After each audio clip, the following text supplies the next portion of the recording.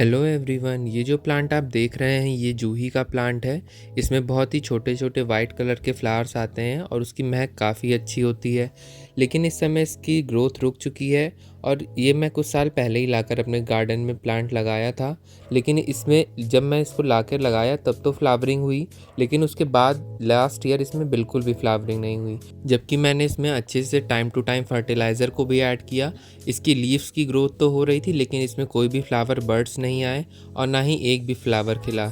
तो इसकी वजह ये है कि ये जो प्लांट हमारा है ये पूरी तरह से रूट बाउंड हो चुका है। इसकी जड़ों को बढ़ने के लिए अब बिल्कुल भी स्पेस इस गमले में नहीं बची है। तो अगर आप भी कोई परमानेंट फ्लावरिंग प्लांट लाकर लगाते हैं तो उसको टाइम टू टाइम रिपोर्टिंग ज़रूर करा करिए, क्योंकि अगर आप उसको रिपोर्ट नहीं करेंगे तो वो उसमें रूट बाउंड अगर हो जाएगा तो आपके प्लांट में ग्रोथ नहीं होगी और साथ ही साथ उसमें कोई भी फ्लावर्स नहीं आएंगे।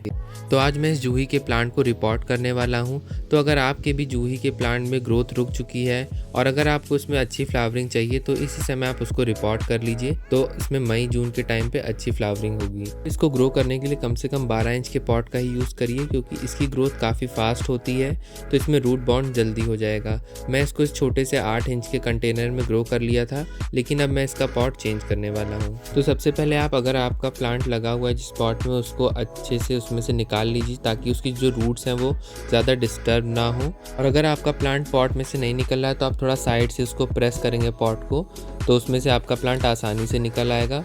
तो मैंने अपने जूही के प्लांट को पॉट से निकाल लिया है और ये देखिए इसमें पूरी तरह से रूट बाउंड हो चुका है प्लांट। अगर मैं इस साल भी इसकी रिपोर्टिंग नहीं करता और ऐसे फर्टिलाइज़र ऐड कर देता ऊपर से तो भी इस साल भी इसमें फ्लावरिंग नहीं होती।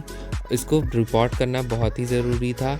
अगर आपके प्लांट में भी सिर्फ ग्रोथ हो रही है और उसमें फ्लावरिंग नहीं हुई है लास्ट ईयर, तो इसको आप रिपोर्ट कर लीजिए, नहीं तो इस साल भी आपके प्लांट में फ्लावरिंग नहीं होगी। आपको अगर पता करना है कि आपका प्लांट रूट बाउंड हो गया है कि नहीं, तो उसके लिए क्या कर सकते हैं कि जब आप अपने प्लांट में वाटरिंग करेंगे तो उसमें बहुत जल्दी पानी सूख जाएगा और जो आपकी पत्तियाँ हैं वो उसकी साइज़ छोटे हो जाएंगे और वो काफ़ी जल्दी झड़ जाएंगी पत्तियाँ जो उसकी हैं, या उसमें जो फ्लावरिंग है वो अच्छे से होगी नहीं। अगर फ्लावर्स आएंगे तो उसका साइज़ छोटा हो जाएगा।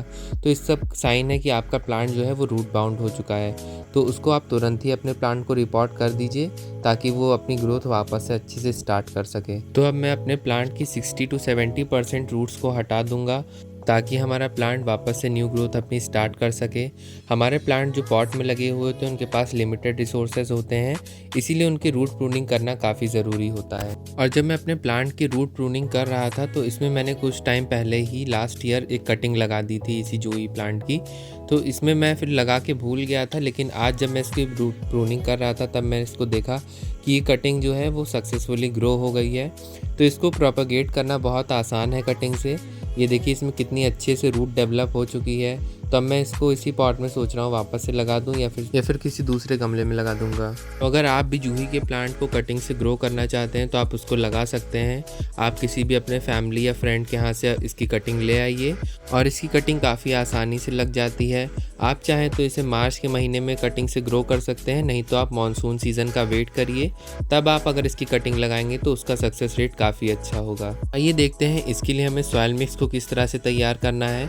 तो इसके लिए सॉइल मिक्स जो मैं लेने वाला हूँ वो है 50% गार्डन सॉइल, 20% सैंड और 30% काऊ डंग कंपोस्ट, या फिर आप वर्मी कंपोस्ट या फिर लीफ कंपोस्ट किसी भी चीज़ का यूज़ कर सकते हैं। मैंने जो फर्टिलाइज़र यूज़ किया है वो है एक हिस्सा काऊ डंग कंपोस्ट और एक हिस्सा लीफ कंपोस्ट। ये दोनों ऑर्गेनिक मैन्योर हमारे प्लांट की ग्रोथ और फ्लावरिंग दोनों को बूस्ट करने में हेल्प करेंगे। अब मैं जो इसमें एक अगली चीज़ ऐड करने वाला हूँ वो है नीम खली का पाउडर। अगर आपके पास नीम खली का पाउडर ना हो तो आप उसकी जगह पर वुड ऐश या फिर हल्दी का भी यूज़ कर सकते हैं। ये सभी हमारे प्लांट में एज ए फंगीसाइड का ही काम करेंगे। आप इसका ज़्यादा यूज़ मत करिएगा, बस 1 से 2 मुट्ठी से ज़्यादा नीम खली का यूज़ मत करें अपने प्लांट में, नहीं तो उससे आपके प्लांट के सॉइल का पीएच लेवल बिगड़ सकता है, जिससे हमारे प्लांट की ग्रोथ में प्रॉब्लम हो सकती है। तो इन सभी चीज़ को आप अच्छे से मिक्स कर लीजिए।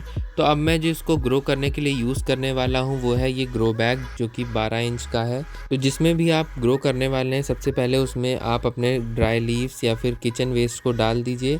आप उसमें न्यूज़पेपर या फिर कार्डबोर्ड किसी के भी टुकड़े डाल दीजिए ताकि जो किचन वेस्ट और सूखे पत्ते हैं उनका डिकम्पोजिशन फास्ट हो सके। किचन वेस्ट और ड्राई लीव्स को डालने से क्या होगा, जो हमारा सॉइल मिक्स है वो काफ़ी लाइट रहेगा और हमारा जब ये डिकम्पोज हो जाएगा तो हमारे प्लांट को इससे न्यूट्रिशन भी मिलता रहेगा। अब सारे किचन वेस्ट और ड्राई लीव्स की लेयर बनाने के बाद आपको जो सॉयल मिक्स आपने तैयार किया है आप उसको डाल दीजिए और सॉयल मिक्स से आप अपने आधे पॉट को फिल कर लीजिए। अगर आपके पास राइस हस्क अवेलेबल हो तो आप उसका भी 2-3 मुट्ठी यूज़ कर लीजिए। उससे हमारी जो मिट्टी है वो काफ़ी वेल ड्रेन्ड हो जाएगी। लेकिन मेरे पास राइस हस्क ख़त्म हो चुका था, इसीलिए मैंने इसका यूज़ नहीं किया है। मैंने डायरेक्ट ही सॉयल मिक्स बना लिया है सैंड का यूज़ करके। अब इसमें क्या करना है, जो आपने प्लांट को रूट प्रून किया है आप उसको वापस इसमें प्लेस कर दीजिए। उसकी रूट प्रूनिंग करने के बाद, रूट प्रूनिंग करने से एक फ़ायदा और होता है कि आपका प्लांट आसानी से पॉट में रख जाता है और उससे ज़्यादा आपको प्रॉब्लम नहीं होगी उसको वापस से लगाने में। और उसके बाद उसको रखने के बाद जो आपने सॉयल मिक्स तैयार किया था फर्टिलाइज़र डाल के, उसको वापस से उसमें आप ऊपर से डाल दीजिए और बराबर से रख दीजिए। और सॉयल मिक्स से आप पूरे प्लांट को अच्छे से नीचे से कवर कर दीजिए ताकि जो उसकी रूट्स है ना वो एकदम विजिबल ना हो, उस पर डायरेक्ट सनलाइट ना पड़े, नहीं तो आपका प्लांट जो है वो सूख जाएगा। प्लांट को वापस से लगा लेने के बाद जो आपको अगला काम करना है वो है इसकी प्रूनिंग का। फरवरी मार्च के टाइम पे जो भी प्लांट्स आपके हैं आप उसमें हार्ड प्रूनिंग कर सकते हैं।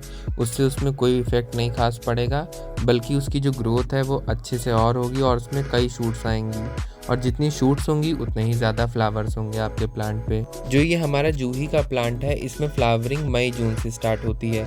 तो अगर आप इसकी प्रूनिंग और अगर आप इसकी रिपोर्टिंग मानसून के टाइम पे करेंगे तो इसमें फ्लावरिंग उस टाइम पे नहीं हो पाएगी अच्छे से। तो इसको आप इसी समय प्रून कर लीजिए, इसी समय जितनी इसकी रिपोर्टिंग करनी है आपकी आप कर लीजिए ताकि इसमें मई के बाद से अच्छे से फ्लावरिंग हो सके। अब जो मेरा ये प्लांट है मैंने इसकी रिपोर्टिंग कर ली है, इसमें प्रूनिंग भी हो गई है। अब मैं इसमें अच्छे से वाटरिंग कर दूंगा ताकि जो इसके ड्रेनेज होल से वो पानी बाहर निकल जाए, एक्सेस वाटर।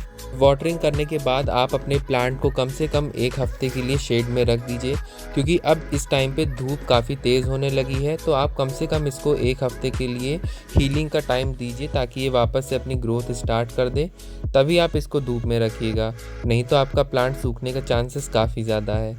तो अगर आपको ये वीडियो अच्छी लगी हो तो please do like, comment, share and subscribe to my channel. Plant related query के लिए आप कमेंट सेक्शन में पूछ सकते हैं। आप मुझे फेसबुक पे भी फॉलो कर सकते हैं। मिलते हैं नेक्स्ट वीडियो में।